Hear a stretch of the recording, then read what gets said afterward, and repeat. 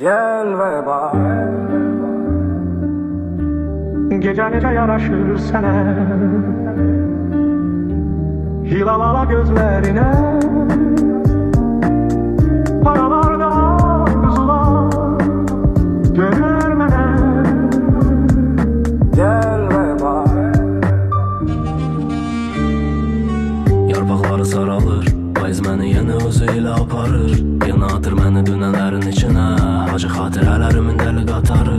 Uçuruma aparır məni sənin izin, görə bilirsən mi gələcəyimizi? Qocalarma əlin əllərimin içində, bunlar hamısı tapmacadır bizə gizli. Heç kəs bilmir cavabın, nə gətirər qarı qutuları sabahın. Dolu işıq ilə yoxsa içi qaralı, dizi yaralı sevgidən amma gedir yolun davamın. Gramofonun səsi ruhlar ilə dolu, mənim yuxularım buruqlar ilə dolu. Məktubları yoxlar ilə dolu, nöqtələr aralar ilə yaralıdır qəlb, çünki sevgin oxlar ilə dolu. Gel ve bak.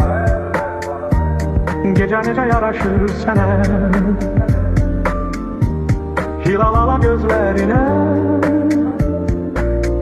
paralarda kuzular dönür mene. Gəl və bax, həyat kimə çevirib də məni. Gəl və bax, söylə gözlərimin içində deyir. Tanımadığın adam, sənə doğmaya özgəyəm. Nə hiss eləyirsən de gözəlim. Gəl və bax, bizim gələcəyim falına.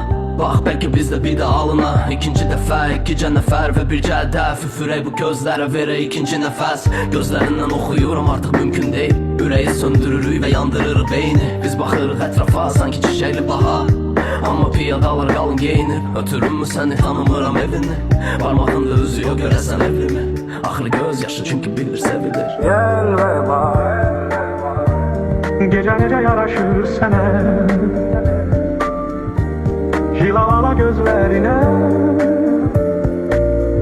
paralarda kuzular dönür mene. Gel ve bak.